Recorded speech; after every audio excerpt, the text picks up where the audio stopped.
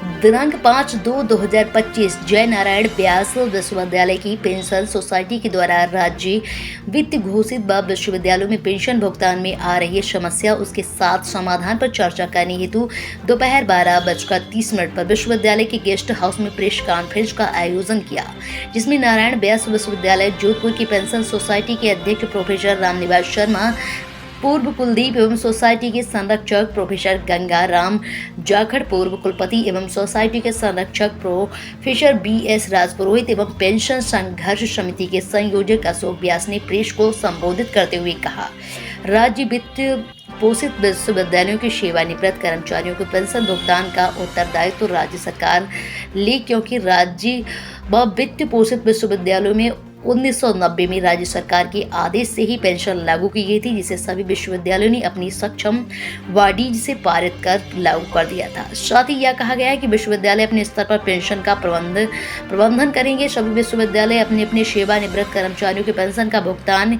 EN procurement से करते हैं, परंतु अब सभी भी आर्थिक स्थिति इतनी दयनीय हो गई, किसी प्रकार की पेंशन का भुगतान नहीं कर सकते।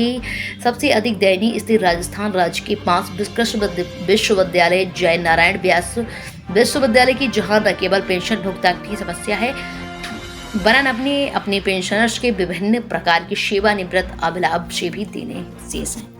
मैं प्रोफेसर गौर सिंह राजपूत, पूर्व कुलपति जय नारायण व्यास विश्वविद्यालय।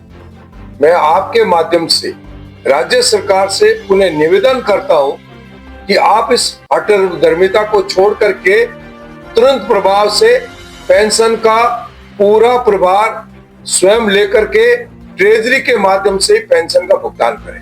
हम नहीं कहते कि विश्वविद्यालय को कैश भेजिए, विश्वविद्यालय को फंड ट्रांसफर कीजिए, कि विश्वविद्यालय फिर है जो इधर उधर कर लेगा और हमें हर हालत में हर बार इस उम्र में इस दराज में आकर के हमें जो मुंह की ओर ताकते रहते हैं, अधिकारियों को हाथ जोड़ते रहते हैं। ये बेगिंग करना हमने टीचर का काम ही नहीं। टीचर का मतलब खुददारी। यदि वो खुददार नहीं तो टीचर कैसा हुआ, और यदि टीचर खुददार नहीं होगा तो आने वाले जनरेशन हमारी कैसी होगी, हमारे युवा कैसे होंगे। तो मैं आपसे निवेदन करना चाहता हूं, और निश्चित तौर पर सरकार संवेदनशील नहीं है मगर आप जरूर है, क्योंकि आप हमेशा जनता के बीच में जाकर सुनते हैं और आपका एक अपना कर्तव्य निभाने के दृष्टि से आप जो भी गलत होता है उनको गलत कह करके बात कहते हैं कि नहीं, इनको ये इनका हक है जो मिलना चाहिए, ये हमारा हक है, वैधानिक हक है। और इससे सरकार विमुख हो रही है, और विमुख होकर के सरकार के पास ताकत ज्यादा है, तो उस स्थिति में हम लड़ नहीं सकते।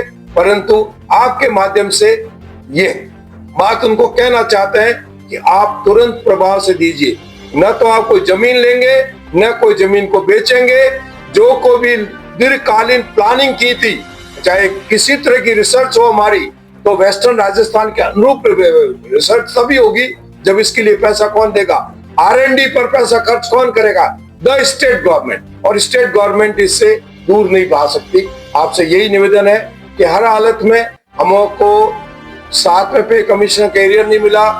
2020 से जो भी हमारे साथी रिटायर हुए इनको किसी प्रकार का कोई बेनिफिट नहीं दिया गया, कम्यूटेशन ऑफ पेंशन नहीं दिया जा रहा है, और यहाँ तक कि एनकैशमेंट लीव तक नहीं दिया रहा, प्रोविडेंट फंड के और ग्रेचुइटी के पैसे नहीं दिए जाते हैं, और उसके लिए महीनों उनको भीड़ में और लाइन में लगना पड़ता है। ये सब चीजें, बात मेरी नहीं है, बात एक्स की नहीं है, हम सभी साथियों की बात है। मैं कैसे निभा दूंगा, मेरे गांव में यदि 4 बोरी बाजरी आ जाती तो मेरा काम चल जाएगा, इसका कदापि तात्पर्य नहीं है कि मेरे साथी है जो हर हालत में तकलीफ में हो। और इस उम्र में आप जानते हो शारीरिक रूप से उनको दवाइयों के भी बहुत खर्च होता है। दवाई के ऊपर भी देखिए स्टेट गवर्नमेंट का जो आप देखिए सौतेला व्यवहार, राज्य सरकार के कर्मचारियों को 50,000 रुपए तक का राजस्थान हेल्थ सर्विस के अंतर्गत देते हैं, और हमारे को है जो 30,000 रुपए देते हैं। यदि हम दोनों, मैं और मेरी पत्नी दोनों डायबिटिक है, तो कम से कम हमको 60,000 रुपए चाहिए। ये कौन सा तरीका हुआ, जबकि आपने पैसे ले लिए एक साथ में, हमारे पैसे काटे गए थे। ऐसा नहीं कि राज्य सरकार दे रही, एक साथ में एक लमसम आपने लाखों रुपए ले लिए, उसके बाद में नहीं दे रहे। तो कई तरह की बातें, हर जगह हमको एक तरह से तोइन क्यों कर रहे हो, हमको बेइज्जत क्यों कर रहे हो। अब बेइज्जत करना हुआ ये कोई पेंशन दे रहे हो या भीख दे रहे हो, हमको दवाइयां का जो पैसा दे रहे हो कि भीख दे रहे हो या मतलब हमारा अधिकार है। ये सब चीजें आपके सामने, आप आराम से इसको, इसमें कोई अतिशयोक्ति नहीं है, कोई असत्य वचन नहीं है और किसी के सामने भी बात कहने में मुझे कोई भी हर्ज नहीं है। जब महात्मा गांधी अंग्रेजों से लड़ लिए थे, उनसे नहीं डरे, तो फिर हमको डरना क्या है? आपके पास वो ताकत है, फोर्स है, आपके पास लॉ है, आप हमको जेलों में डाल सकते हैं और आप हमको भूखे रखने से आपको आनंद आ रहा है, आनंद लीजिए, परंतु मीडिया इसको आनंद नहीं लेने देगा। ये मेरी आपसे अपेक्षा है, ये मेरी आपसे आशा है। धन्यवाद। पेंशनर सोसाइटी और जयनारायण व्यास विश्वविद्यालय संघर्ष समिति दोनों के संयुक्त तत्वावधान में और एग्रीकल्चर विश्वविद्यालय के भी शिक्षक साथी हमारे साथ हैं। हमारी ये मांग रही है कि राज्य सरकार हमारे पेंशन का दायित्व का निर्वहन करे, क्योंकि राज्य सरकार ही हमारी सैलरी देती है। जब हम सर्विस में थे तो उन्हीं का दायित्व है कि रिटायरमेंट के बाद में पेंशन का भुगतान भी वही करे। हमारा जो राज्य स्तरीय महासंघ है उसकी अभी 3 तारीख को प्रेस कॉन्फ्रेंस हुई थी। उस प्रेस कॉन्फ्रेंस में भी हमने यही मुद्दा उठाया और वहां पर हमने मीटिंग करके यह तय किया था कि इस राज्य के जितने भी वित्त पोषित विश्वविद्यालय हैं उनकी स्थानीय यूनिट्स अपने यहाँ पर प्रेस कॉन्फ्रेंस करें और मीडिया बंधुओं से आग्रह करें कि वे राज्य सरकार पर इतना दबाव बनाएं, इस तरह के न्यूज दें कि राज्य सरकार को मजबूर किया जा सके, क्योंकि हमारी मांग तो पिछले 10 सालों से चल रही है, राज्य सरकार के कान पे जू नहीं रह गई। और ऐसी हालत में, क्योंकि सुप्रीम कोर्ट का भी यही कहना है कि जो पेंशन है वो राज्य सरकार का दायित्व है।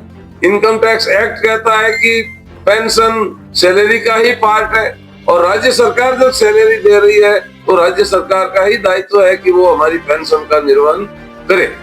जहां तक इस समस्या के समाधान का सवाल है, सिर्फ यही है कि राज्य सरकार अपने वित्त विभाग से कह करके हमारी पेंशन अपने वहीं से थ्रू ट्रेजरी पेमेंट करने का तरीका अख्तियार करे और बजट में उसका प्रावधान करे। जो हमारी कर्मचारी है टोटल राज्य वित्त पोषित विश्वविद्यालयों के, वो 8,000 के करीब हैं और उनकी टोटल एनुअल पेंशन जो है वो 550 करोड़ रुपए होती है। मात्र जो कि राज्य सरकार के कर्मचारियों को दिए जाने वाले पेंशन के 2% के आसपास है। तो पूरे राजस्थान के कर्मचारी अगर 100 रुपए की पेंशन लेते हैं तो हमारे लिए सिर्फ 2 पैसे की जरूरत है, जो राज्य सरकार को सहानुभूति रखनी चाहिए, लेकिन राज्य सरकार जो है सहानुभूति नहीं रख रही है।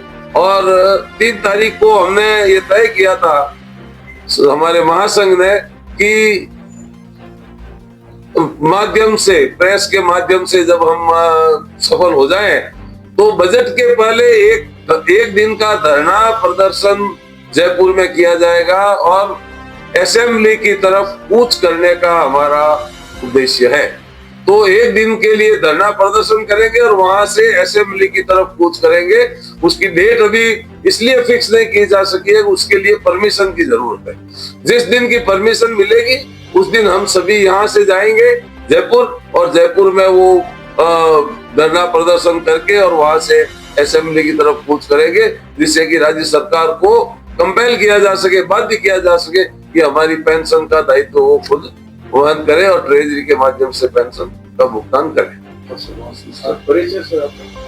मैं प्रोफेसर रामनिवास शर्मा, अध्यक्ष जयनारायण व्यास विश्वविद्यालय पेंशनर सोसाइटी और उपाध्यक्ष राजस्थान विश्वविद्यालय वित्त पोषित विश्वविद्यालय महासंघ का उपाध्यक्ष हूँ।